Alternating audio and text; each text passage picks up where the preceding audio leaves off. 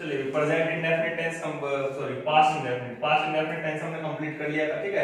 Present tense हम complete कर ही चुके हैं। तो आज जो बात करेंगे हम करेंगे पास्ट इंडेफिनिट में किसकी, एग्जाम कॉर्नर की, ठीक है। कि एग्जाम में किस तरीके से क्वेश्चन पूछा जाएगा या फिर कुछ एक्स्ट्रा चीजें जो है हमारे एग्जाम के मतलब से जो इंपॉर्टेंट है वो बात करेंगे, ठीक है। तो छोटा सा इसका रिव्यू कर लेते हैं। पास्ट इंडेफिनिट टेंस हमने क्या क्या पढ़ा था कि भाई इसकी जो हेल्पिंग वर्ब जो हम यूज करते हैं वो कौन सी यूज करते हैं, इसमें कौन सी यूज करते हैं, हेल्पिंग वर्ब डिड, ठीक है। हेल्पिंग वर्ब यूज करते हैं इसमें डिड। मेन वर्ब कौन सी यूज होती है इसमें, सेकंड फॉर्म, वर्ब की सेकंड फॉर्म। और केवल ये किसमें होती है वर्ब की second form use, definitely positive, केवल पॉजिटिव सेंटेंस होगा जब, है ना, केवल पॉजिटिव सेंटेंस जब होगा केवल तब यूज करेंगे इसमें किसका, वर्ब की सेकंड फॉर्म का। बाकी जो हमारे पास नेगेटिव है, इंटरोगेटिव क्वेश्चन मार्क वाला और डब्ल्यूएच फैमिली वाला जो है, ये तीनों जो है इसमें वर्ब की कौन सी फॉर्म यूज करेंगे हम, फर्स्ट फॉर्म, वर्ब की फर्स्ट फॉर्म यूज करेंगे। क्यों करेंगे वर्ब की फर्स्ट फॉर्म, क्योंकि इसमें क्या आ जाता है, डिड आ जाता है हेल्पिंग वर्ब। तो जहां पे भी डिड आ गई, डिड कैसे, did as a helping verb, क्योंकि डिड तो क्या है, डू की सेकंड फॉर्म है डिड, है ना, और थर्ड फॉर्म इसकी क्या है फिर डन।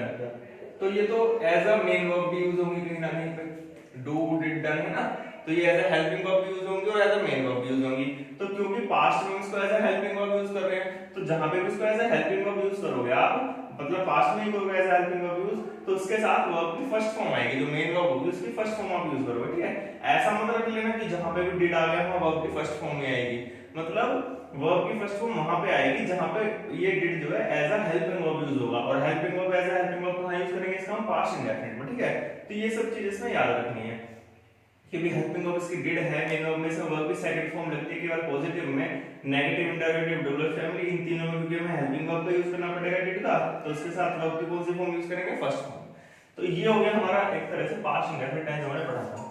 कुछ वर्ड्स हमने इसमें पढ़े थे कि भाई कुछ वर्ड्स हैं जो हमारे पास टाइम क्लैरिफाई कर देते हैं कि जिससे कि ये पता चल जाए काम कब हो रहा है, पास्ट में काम कंप्लीट हो रहा है, ठीक है। जैसे हमने यस्टरडे पढ़ा था, लास्ट मंथ, लास्ट डे, ठीक है, लास्ट वगैरह इस तरीके से लास्ट के साथ कुछ लग जाए, तो ये वर्ड्स हमारे पास इंपॉर्टेंट थे कि यस्टरडे है ना, और लास्ट मंथ लिख दिया मैंने, और इस तरीके के कुछ वर्ड्स की मैंने कल बात करी थी जो पास्ट इंडेफिनिट में हमारे पास टाइम बताएंगे कि ये काम हुआ कब है, ठीक है।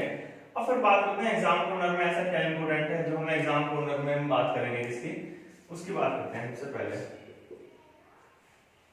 एग्जाम कॉर्नर में हमें ये पता चल रहा है कि जो हमारे पास ये है डू, डज, डिड, इस तरीके के जो वर्ड है हमारे पास। अब मैंने क्या कहा था कि भाई ये क्या है, डू, डज, डिड, ये एज अ मेन वर्ब भी तो यूज कर सकते हो आप, ठीक है, क्योंकि क्या है, ये वर्ब है। डू का मतलब क्या होता है, काम करना, कुछ भी, डू का मतलब करना। अब आप कुछ भी काम कर रहे हो तो इनको आप एज अ मेन वर्ब भी तो यूज कर सकते हो। तो ऐसे सेंटेंस जहां पे इसको as a main verb use कर रहे हो आप, जैसे कि मैं सेंटेंस लिख के दिखाता हूं, you do come here every day, ठीक है। अब इसमें क्या दिखाई दिया हमें कि you do come here every day. अब मुझे ये बताओ ये कौन सा सेंटेंस है, कौन सा सेंटेंस है,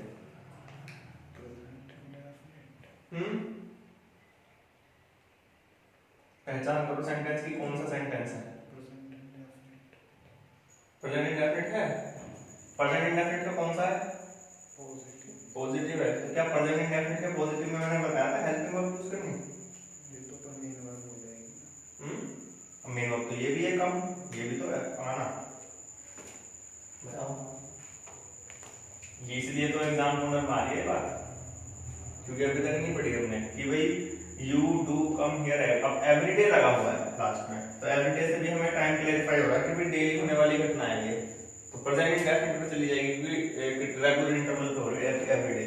उसके बाद मैंने देखा कि भाई सब्जेक्ट के साथ हमारे पास इसमें डू भी लगा हुआ है, कम भी लगा हुआ है, और डू और डज हमने क्या पढ़ा है, हेल्पिंग वर्ब की तरह यूज करते हैं प्रेजेंट इंडेफिनिट, पूरे प्रेजेंट में इसमें डू का यूज करते हैं एज अ हेल्पिंग वर्ब।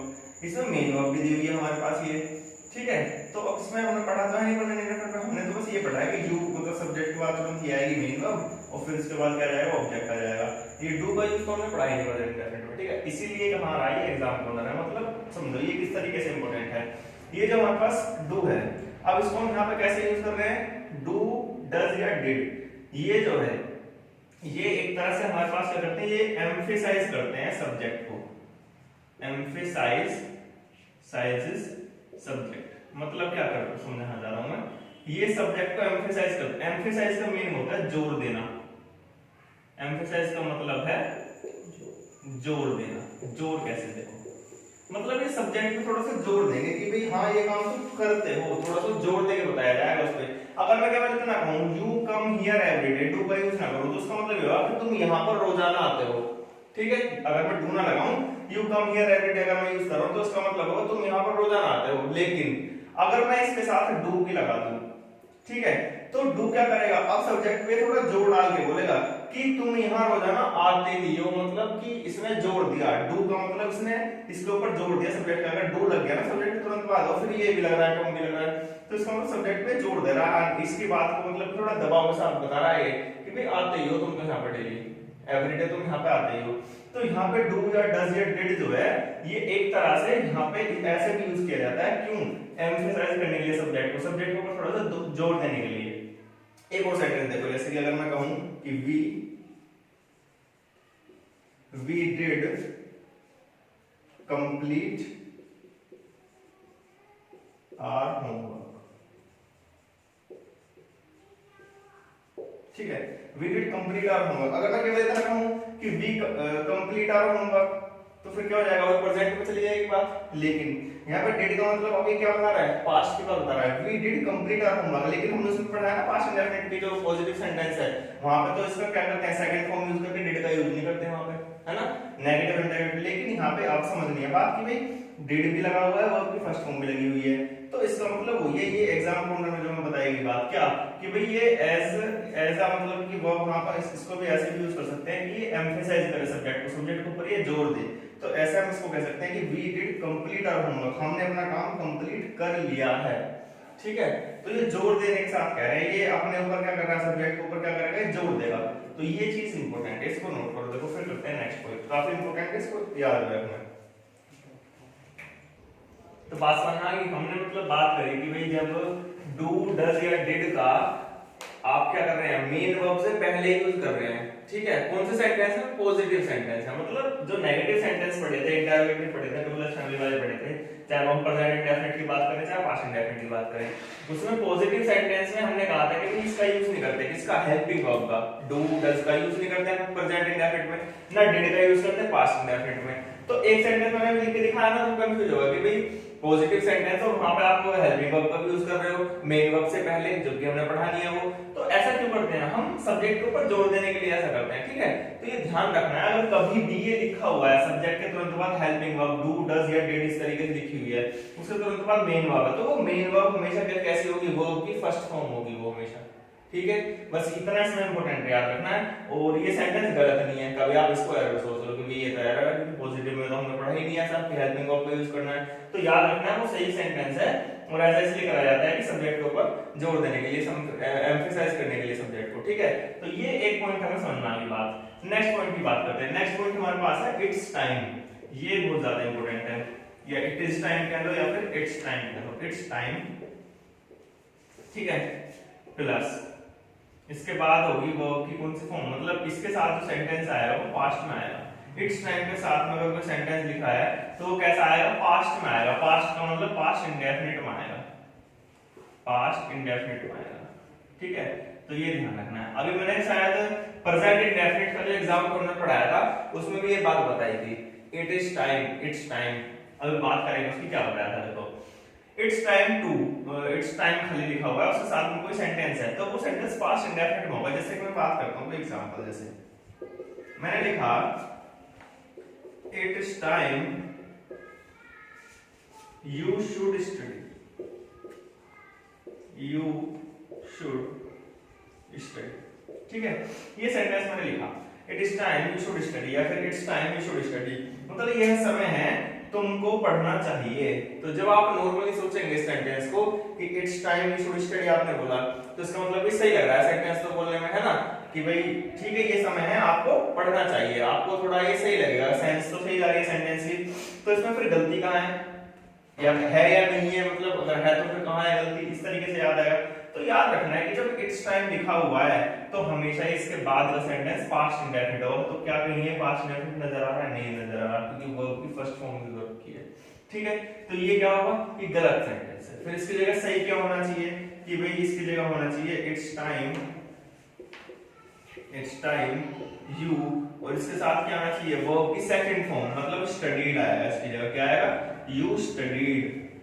अब ये सेंटेंस सही हो जाएगा। क्यों?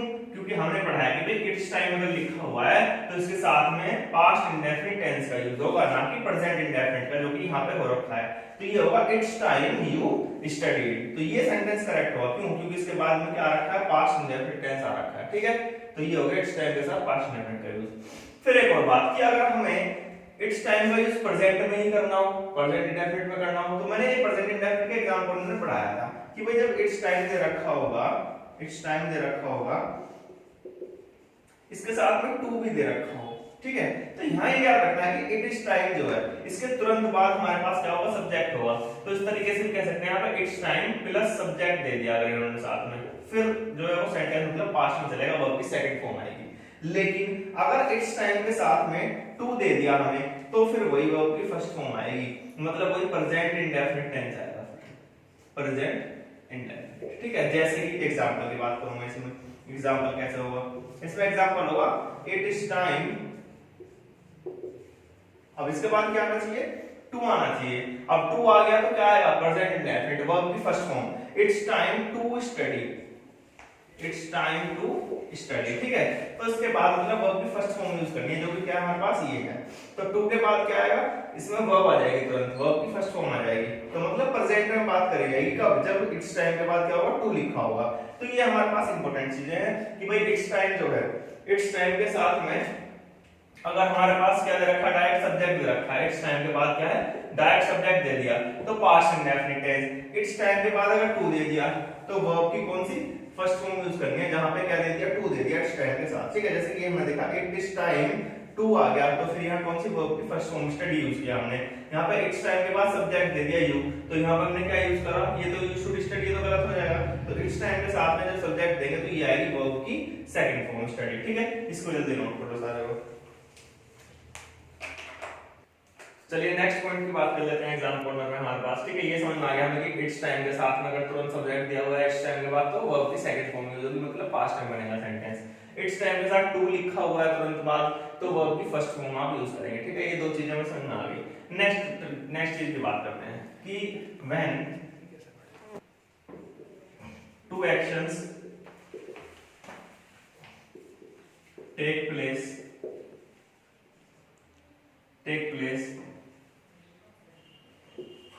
एक साथ में क्या बोलेंगे हमें? And two actions take place together, then both the sentences will be in past indefinite। समझो बात को क्या कहना चाह रहे हैं? इसमें बताना चाह रहे हैं कि भाई दो घटनाएं थी, पास्ट की ही बात कर रहे हैं, घटना जो घटी वो पास्ट में ही घटी। ठीक है, ऐसा नहीं कि प्रेजेंट की कोई घटना की बात कर रहे हो और दोनों को पास्ट में बना दो, नहीं।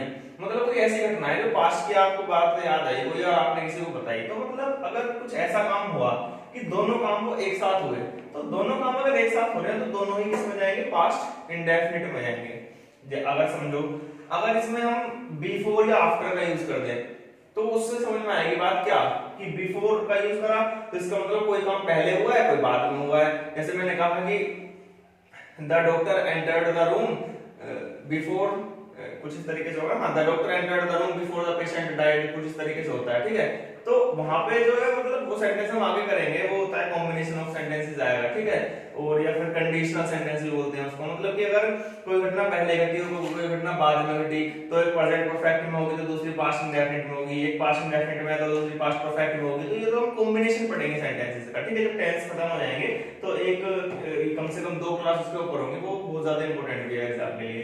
तो लेकिन यहाँ पे हम बात क्या कर रहे हैं, मतलब मैं क्यों बता रहा हूँ, कंफ्यूजन नहीं रखनी।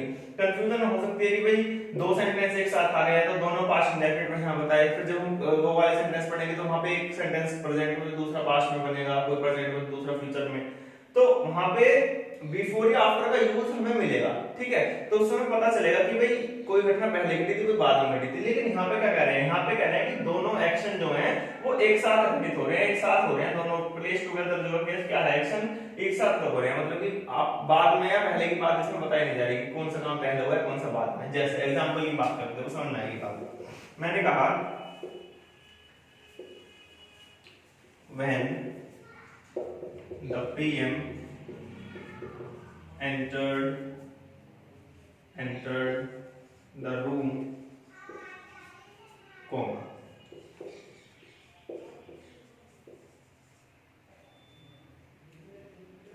the orchestra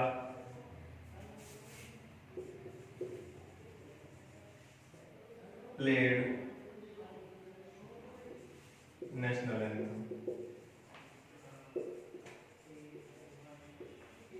इस तरीके से बात करेंगे। देखो अब जैसे पीएम की एंट्री हुई, ठीक है, अब जब पीएम की एंट्री हुई है साथ के साथ ही क्या हुआ है, नेशनल एंथम प्ले हुआ है। तो ये दोनों काम क्या हो रहे हैं, एक साथ हो रहे हैं, ठीक है। हाँ अगर हम प्रैक्टिकली सोचे तो हम सोचेंगे कि भाई पहले पीएम की एंट्री हुई होगी तभी तो ऑर्केस्ट्रा बजा होगा, है ना। या फिर हम ऐसे कह सकते हैं भाई ऑर्केस्ट्रा वाले मतलब रेडी होंगे, पीएम की एंट्री हुई तुरंत एकदम से ऑर्केस्ट्रा प्ले हो गया। तो प्रैक्टिकल सोचने की जरूरत नहीं है, हमें तो सेंटेंस पे ध्यान देना है। हमें सेंटेंस में कहीं भी बिफोर या आफ्टर नहीं दिया हुआ कि भाई व्हेन द पीएम एंटर्ड, अब उसमें डायरेक्ट पता हुआ है कि जब पीएम ने एंट्री ली रूम में ऑर्केस्ट्रा ने तुरंत नेशनल एंथम बजाया। मतलब कि दोनों घटना एक साथ हुई, जैसे पीएम की एंट्री हो रही है उसी के साथ साथ नेशनल एंथम प्ले हो रहा है, तो दोनों घटना एक साथ हो रही हैं। तो इसलिए हमने क्या करा, इसमें सब्जेक्ट के साथ क्या लगा, वर्ब की सेकंड फॉर्म, मतलब कि पास्ट इंडेफिनिट में क्या लगती है, वर्ब की सेकंड फॉर्म लगती है, पॉजिटिव सेंटेंस है। ऐसी ऑर्केस्ट्रा सब्जेक्ट के साथ मैंने क्या लगाया, प्लेड लगाया, वर्ब की सेकंड फॉर्म लगाई। क्यों लगाई, क्योंकि पास्ट इंडेफिनिट बनाना है हमें। फिर ऑब्जेक्ट, तो दोनों के दोनों सेंटेंस किस में होंगे, ये पास्ट इंडेफिनिट में होंगे, ठीक है। कोई और एग्जांपल की बात कर लेता हूं, इसमें सेम ही रहेगा वैसे, जैसे कि मैं लिखता हूं कि व्हेन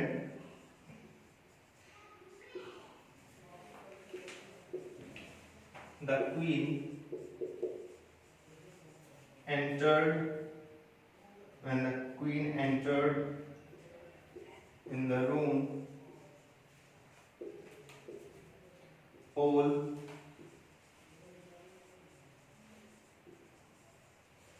congratulated।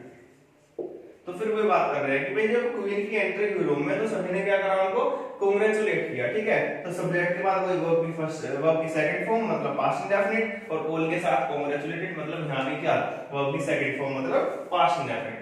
तो ये घटना समझ में आ गई होगी कि भाई जब दो काम दोनों एक साथ हो रहे होंगे, वहां पे बिफोर आफ्टर का यूज ना हो रहा हो सेंटेंस में, तो दोनों के दोनों ही काम क्या होंगे, पास्ट इंडेफिनिट में होंगे, ठीक है। इसको नोट करो जल्दी से।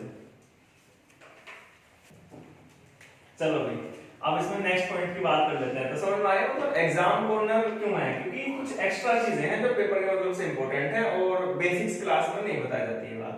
अब एग्जाम कॉर्नर में हमारे पास नेक्स्ट टॉपिक आता है। नेक्स्ट टॉपिक इसे हम बोलेंगे विश। विश का मतलब क्या है, हमारे पास इच्छा। आपने कोई इच्छा जाहिर की, आपने कहा कि भाई काश, ऐसे बोलते हैं ना कि काश में मिलियनियर होता, है ना, या फिर काश कुछ भी बोल दो, काश में पुलिस वाला होता है, काश कुछ भी, काश में प्रधानमंत्री होता है, तो कुछ भी मतलब जिसकी जो इच्छा है अपनी अपनी जाहिर करते रहना, है ना, बैठे बैठे बोलते रहो किसकी क्या इच्छा है, समझ में आएगी। तो सेंटेंस पता होना चाहिए ना बनाना कैसे है। इच्छा तो अपनी बोल लो सभी जिसकी जो भी है, ठीक है। अब बोल लोगे तुम पूरी तो करोगे नहीं अपनी इच्छा, तो कंप्लीट कैसे करनी है इच्छा, इच्छा देखो ऐसे कंप्लीट होएगी सेंटेंस में, आई विश, ठीक है, कि भाई मेरी इच्छा है, आई विश। इसके साथ क्या करना है, आई, अब बताओ क्या है, मिलियनियर बनना है, ठीक है। सपने तो देख ही सकते हैं भाई, I wish I were a millionaire. Millionaire की स्पेलिंग में ना पता है, ये बताइए कोई तो, इतना बड़ा सोचा ना कभी है, करोड़पति लखपति तक तो ठीक है, पता है मिलियनियर की स्पेलिंग, देखियो सही है ना, सही कह रहे हैं, बताओ बस जितना इंसान सोचेगा तो वहां तक स्पेलिंग याद रखेगा, मिलियनियर की पता ना है, चलो देख लियो, सही होनी चाहिए वैसे, ठीक है। I wish I were a millionaire, मैंने ये लिखा है कि भाई मेरी इच्छा है मैं मिलियनियर होता।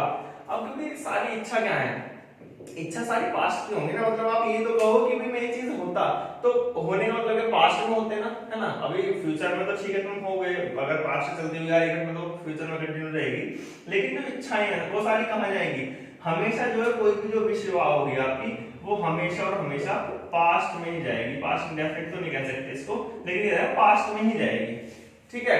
और पास्ट में जा रही है तो ये ध्यान रखना है, जो आई है, आई क्या है हमारे पास, और विश जो है हमेशा क्या है, वो अपनी तो विश कहेगा कि मेरी इच्छा ही है, तो इसमें मोस्टली किसका यूज होगा एज अ सब्जेक्ट, इसमें आई का यूज करते हैं, ठीक है। आई के साथ विश लगाएंगे, वर्ब की फर्स्ट फॉर्म लगेगी सिंपल, इसकी सेकंड फॉर्म नहीं लगेगी। आई विश, मेरी इच्छा है, क्या इच्छा है कि मैं ये होता, इच्छा आज है प्रेजेंट में, इसलिए वर्ब की फर्स्ट फॉर्म लगी है। और फिर इच्छा जब वो आपकी पास्ट में होती है ना, पास्ट में आप बात कर रहे हो उसकी कि भी मैंने कोई सपना देखा, सपना भी हमेशा किस में जाएगा, उसी में जाएगा। सपना हो आपका, चाहे ड्रीम हो आपका या फिर कोई विश हो, आप यहाँ पे ड्रीम विश की जगह आप यहाँ पे ड्रीम भी लिख सकते हो, उसके ड्रीम, ठीक है। तो ये ड्रीम भी क्या होगा, हमेशा पास्ट में होगी, जो सपना है आप वो देख चुके हो, ठीक है, तो वो पास्ट का है। आई विश आई बना, अब हमें समझ में आया कि आई क्या है हमारे पास, आई के साथ हम यूज पढ़ रहे हैं वॉज का, आई के साथ क्या यूज करते हैं हम, वॉज का यूज करते हैं। लेकिन जहां पे भी आपकी विश आएगी ना, आई के साथ में वर का यूज होगा, ये सबसे ज्यादा इंपॉर्टेंट पॉइंट है यहाँ पे एग्जाम कॉर्नर के मतलब का, कि I wish I was a millionaire, अगर मैंने आई वॉज लिख दिया इसके साथ में तो ये गलत हो जाएगा, ठीक है। इसके साथ केवल और केवल किसका यूज होगा, वर का यूज होगा, कि I wish I were a millionaire, मैं एक मिलियनेयर होता, या फिर इस तरीके से कि भाई I wish I were the PM of India, कि मेरी इच्छा है कि मैं इंडिया का प्रधानमंत्री होता, तो आई के साथ यहाँ पे हमेशा वर का यूज करेंगे, ये चीज सबसे ज्यादा इंपॉर्टेंट है इसमें बताने के लिए। बाकी तो सेंटेंस तो इस तरीके से लिखे हुए मिलेंगे कि मेरी इच्छा ये है, मैं ये होता, और ये वो होता, ये होता, कुछ भी तरीके से मान लो, बस ये ध्यान देना है इसमें कि आई के साथ वर का यूज होगा, जबकि हर जगह हम देखेंगे कि आई के साथ आप वॉज का यूज करोगे, लेकिन जब इच्छा जाहिर करोगे अपनी तो आई के साथ में किसका यूज करोगे, आप वर का यूज करोगे, ठीक है। नेक्स्ट बात करते हैं एक और बात, विश हो गई आपकी, ठीक है। विश के अलावा जो हमारे पास टॉपिक बचता है इफ ओनली, ठीक है। ये भी एक तरह से विश में ही काम आता है, ठीक है, कि इसमें एग्जांपल देखो, इसका मतलब ये कि ये भी पास्ट में बनेगा sentence, if only I were a millionaire, तो ये भी यही बात बताना चाह रहा है कि भाई यदि मैं मिलियनेयर होता तब ये हो पाता, तो मतलब ये भी तो एक इच्छा लेकर ही बात कर रहा है। इफ ओनली मतलब कि यदि मैं ये होता तो ये कर देता, ये वाली जो घटनाएं होती हैं, तो ये भी सब किसमें आएंगी, ये भी पास्ट में आएंगी, मतलब आई के साथ वर का यूज आप यहाँ पे करो, ठीक है। इसको नोट करो जल्दी से, चलो नेक्स्ट टॉपिक की तरफ चलते हैं। इसमें चलिए क्वेश्चन टैग की बात कर लेते हैं इसमें, पास्ट इंडेफिनिट में, क्योंकि हर सेंटेंस के साथ हम क्या कर रहे हैं, कंप्लीट कर रहे हैं क्वेश्चन टैग। अब इसमें हम बात कर लेते हैं क्वेश्चन टैग की, क्वेश्चन टैग्स।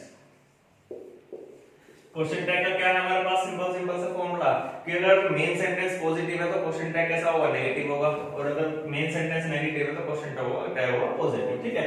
क्वेश्चन टैग के लिए हमें जरूरत पड़ती है हेल्पिंग वर्ब की, जो कि पास्ट की हेल्पिंग वर्ब कौन सी है, डिड है, ठीक है। तो डिड प्लस सब्जेक्ट, ये कब आएगा, जब मेन सेंटेंस कैसा होगा, नेगेटिव होगा, ठीक है। और डिड के साथ नोट भी लगाना पड़ेगा, तो इसको हम शॉर्ट फॉर्म में कैसे लिखते हैं, कॉन्ट्रैक्टेड फॉर्म में, डिडंट, ठीक है। डिडंट के साथ में क्या आ जाएगा, सब्जेक्ट आ जाएगा, कब सेंटेंस होगा, पॉजिटिव होगा, ठीक है। अब एग्जांपल की बात कर लेते हैं इसमें हम, एग्जांपल कैसे होगा कि he completed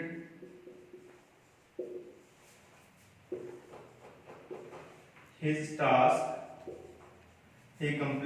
task yesterday, ठीक है। उसने कल अपना टास्क जो था, कार्य जो था वो कंप्लीट कर लिया था। अब लास्ट में क्वेश्चन टैग लगाना है, पॉजिटिव सेंटेंस है, नेगेटिव बनेगा क्वेश्चन टैग, ठीक है। तो क्या आएगा इसमें, डिडंट, उसके साथ सब्जेक्ट क्या है हमारे पास, ही, तो डिडंट ही, और क्वेश्चन मार्क, क्योंकि क्वेश्चन टैग है तो क्वेश्चन मार्क आएगा, ठीक है। ऐसे ही नेक्स्ट एग्जांपल की बात कर लेते हैं, नेगेटिव सेंटेंस को लेते हैं हम कि भाई they did not go to Delhi last week, पिछले हफ्ते वो दिल्ली नहीं गए थे, तो they did not go to Delhi last week। ये ध्यान देना कि did हेल्पिंग वर्ब आ रही है तो यहाँ पे वर्ब की फर्स्ट फॉर्म लगी है, ठीक है, तो मतलब ये सही सेंटेंस है, मैंने बताया था ये चीज। अब यहाँ पे क्या लगाना है, पॉजिटिव क्वेश्चन टैग, तो क्या आ जाएगा, did आ जाएगा, और इसका क्या आ जाएगा, सब्जेक्ट, तो did दे ये क्वेश्चन मार्क, ठीक है। तो क्वेश्चन टैग में तो केवल इतनी सी बात है, और ये तो अब तुम खुद भी करने लग जाओगे, ठीक है। अब तो समझ में आने लगी होगी बात कि भाई हेल्पिंग वर्ब का यूज करना है, और नेगेटिव सेंटेंस दिया हुआ तो पॉजिटिव क्वेश्चन टैग लगेगा, पॉजिटिव सेंटेंस दिया हुआ तो नेगेटिव क्वेश्चन टैग लगेगा, और ये कैसे बनती है, कॉन्ट्रैक्टेड फॉर्म में और सब्जेक्ट के साथ ऐसे करके लिख देते हैं, ठीक है। इसको नोट कर लो, फिर जल्दी से करते हैं आगे एक्सरसाइज की बात करेंगे इसके बाद। चलो भैया एक्सरसाइज की बात कर लेते हैं। पास्ट इंडेफिनिट टेंस खत्म हो गया, एग्जाम कॉर्नर भी इसका खत्म हो गया, ठीक है, जितनी भी एक्स्ट्रा बातें सब बता दी। अब हमने प्रेजेंट खत्म कर लिया पूरा, आज पास्ट इंडेफिनिट खत्म कर लिया, ठीक है। तो इन सभी का मिक्स करके जो पेपर में आए हुए सेंटेंसेस हैं, एक्सरसाइज है, वो हम बात कर लेते हैं। ये सेंटेंस है, ठीक है। आप इसमें क्या होगा, प्रेजेंट इंडेफिनिट भी होगा, प्रेजेंट कंटीन्यूअस भी हो सकता है, परफेक्ट भी हो सकता है, परफेक्ट कंटीन्यूअस भी, और पास्ट इंडेफिनिट, ठीक है। ये सारी चीजें हैं, इसमें क्या करना है आपको, इसमें एरर फाइंड करना है एरर तो आपको बताना है कहां पे है, उसको करेक्ट करना है, अगर नहीं है तो नो एरर पे टिक करना है, ठीक है। इसको एक बार जल्दी से आप इसको नोट कर लो, और इसमें एरर बताना है कहां पे, फिर मैं इसको कराता हूं कहां पे इसमें एरर है, करो इसको नोट। एक्सरसाइज, ठीक है भाई, कर लिया ट्राई। अब मैं बता देता हूं इसमें एरर किसमें कहां पे है। देखो पहला sentence, she did not prepare her breakfast yet. समझ में आ रही है, डिड नोट लगा हुआ है, मतलब डिड के साथ में नोट लगा हुआ है, वर्ब की फर्स्ट फॉर्म लगा हुआ है, लगी हुई है। कौन सा सेंटेंस है ये, पास्ट इंडेफिनिट सेंटेंस, ठीक है। तो पास्ट इंडेफिनिट सेंटेंस है सब्जेक्ट के साथ, ठीक है, हेल्पिंग वर्ब, नोट लगा हुआ, वर्ब की फर्स्ट फॉर्म ही लगी हुई है, मतलब सही बात है। हर ब्रेकफास्ट ऑब्जेक्ट लगा हुआ, लास्ट का ये वर्ड, क्योंकि मैंने बताया था कि ब्रेकफास्ट बनने का काम है, वो तो कभी भी हो सकता है, चाहे पास्ट में, चाहे प्रेजेंट में, चाहे कोई सा कंटिन्यू हो, चाहे इंडेफिनिट हो। लेकिन कुछ वर्ड्स ऐसे हैं जो टाइम क्लैरिफाई कर देते हैं कि भाई ये जो काम है वो हुआ कब है। जैसे कि लास्ट में इन्होंने येट लिख के दिया हुआ है, अब ये येट से हमें पता चल रहा है कि ये येट जो मतलब है ये किस चीज को शो करता है। कौन सा सेंटेंस में बताया था एक वर्ड, सोचो जल्दी। येट वर्ड, क्योंकि पढ़ नहीं रहेगा इसलिए पता नहीं। ये बताया था प्रेजेंट परफेक्ट में यूज होने के लिए, और प्रेजेंट परफेक्ट में भी ये बताया था कि केवल नेगेटिव सेंटेंसेस में यूज करना है गेट का, ठीक है। तो इसमें डिड की जगह क्या आ जाएगा, इसमें हैज यूज करते हैं, सब्जेक्ट सिंगुलर है तो क्या आएगा, हैज आ जाएगा। तो शी हैज नोट, अब हैज परफेक्ट में तो वर्ब की थर्ड फॉर्म लगती है, तो ये क्या आएगा, प्रिपेयर्ड। तो she has not prepared her breakfast yet, ये होगा ये कंप्लीट सेंटेंस जो सही होगा, ठीक है। क्योंकि येट से टाइम क्लैरिफाई हुआ कि अभी तक नहीं बनाया, तो अभी तक का मतलब हाल ही की घटना की बात कर रहा है। प्रेजेंट परफेक्ट में ये चीज हमने पढ़ी थी। Next sentence, Madhuri Dixit is having a large fan following, ठीक है भाई। कौन सा सेंटेंस है, इसके साथ इस एमआर के साथ आईएनजी फॉर्म लगी, प्रेजेंट कंटीन्यूअस सेंटेंस है, ठीक है। और माधुरी दीक्षित ये कराया हुआ सेंटेंस है वैसे तो, ठीक है। इसमें हमने पढ़ा था हैव जो कैसी फॉर्म है, स्टैटिक फॉर्म है, स्टैटिक फॉर्म है ना वर्ब की, डायनामिक पढ़ाया था उसमें प्रेजेंट कंटीन्यूअस में, एग्जाम कॉर्नर में जो वर्ब्स ऑफ वैसे पढ़ाई थी स्टैटिक और डायनामिक वर्ब। तो इसमें क्या है हमारे पास, वर्ब ऑफ पोजीशन है, इसलिए क्या आएगा, इज हैविंग की क्या आएगा, इसमें हैज आ जाएगा, has. Madhuri Dixit has a large fan following. Next sentence, I ate nothing since morning, लास्ट में क्या लगा हुआ है, टाइम लगा हुआ है, since morning. I ate nothing since morning मतलब सुबह से कुछ नहीं खाया है, ठीक है। तो सुबह से कुछ नहीं खाया, तो क्या हाल ही की घटना दिखा रहा है, प्रेजेंट परफेक्ट। बताई थी ये चीज कि सिंस और फॉर का यूज जब टाइम के साथ होगा तो ऐसा जरूरी नहीं है वो परफेक्ट कंटीन्यूअस में ही होगा, तो ऐसा नहीं है। तो इसको ये बनाओगी, I have not been eating since morning, इस तरीके से। ये भी बताया था कि सिंस के साथ टाइम और फॉर के साथ टाइम प्रेजेंट परफेक्ट में यूज होता है, ठीक है। तो I have eaten nothing since morning, ठीक है। अब मैं इनको ज्यादा डिटेल में समझाऊंगा, क्योंकि पूरा प्रेजेंट टेंस पूरे अच्छे से मैं करा चुका हूं। जिसको समझ में ना आ रहा हो, प्रेजेंट परफेक्ट में ये चीज बताई थी या ये प्रेजेंट इंडेफिनिट में बताई थी या किसी में बताई थी, तो उसकी वीडियो आप देख लो, अच्छे से क्लियर हो जाएगा, ठीक है। जिसने नोट्स बना रखे हैं मेरी वीडियो से, उसको समझ में आ जाएगी सारी बात। Next, it is time we should have done something useful. अब क्या लगा हुआ है स्टार्टिंग में, इट इज टाइम लगा हुआ है, इसके साथ क्या टू लगा हुआ है, टू नहीं लगा हुआ, तुरंत इसके बाद क्या आ रहा है, सब्जेक्ट आ रहा है इट इज टाइम के बाद। इसका मतलब सेंटेंस किसमें होना चाहिए, पास्ट इंडेफिनिट। अब अभी तो करा है पास्ट इंडेफिनिट में ही है।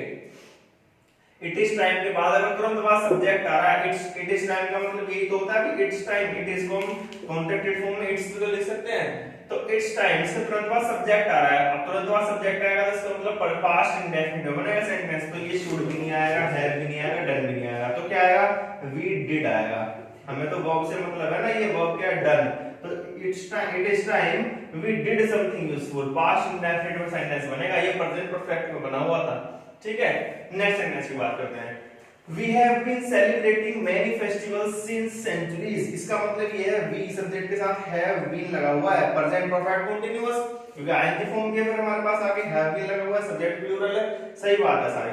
We have been celebrating, ठीक है, many festivals, ये बात ठीक है। तो यहाँ तक पूरा सेंटेंस कंप्लीट है, सही है ये बात। since centuries, अब centuries क्या का मतलब क्या है, शतक कौन से, शतक मतलब कोई 100 साल 200 साल उससे, तो centuries से हम मनाते आ रहे हैं बहुत सारे फेस्टिवल्स। तो centuries क्या है हमारे पास, ये हमारे पास कैसा पीरियड ऑफ टाइम है, ये पॉइंट ऑफ टाइम नहीं है। सिंस का यूज सेंचुरीज में नहीं करते, यहाँ पे क्या करते हैं, फिर इसकी जगह यूज हम फॉर का। मैंने बताया कि पढ़ा था मैं फॉर और सिंस की सबसे ज्यादा सेंटेंस में एरर फॉर और सिंस का मिलता है, तो हमें अच्छे से पढ़ लेना है। मैंने सिंस का चार्ट भी बनवा दिया था कि भाई क्लॉक में, कैलेंडर में, है ना, और हमारे पास स्टेट्स ऑफ लाइफ है, कोई पार्ट ऑफ डे है, मॉर्निंग इवनिंग, उस तरीके से, तो वहां पे सब जगह सिंस का यूज करते हैं। कुछ एडवांस चीजें भी बताई थी सिंस और फॉर में, वो दा का यूज लास्ट के साथ कुछ उस तरीके से वो बताया था ना एग्जांपल में पूरा।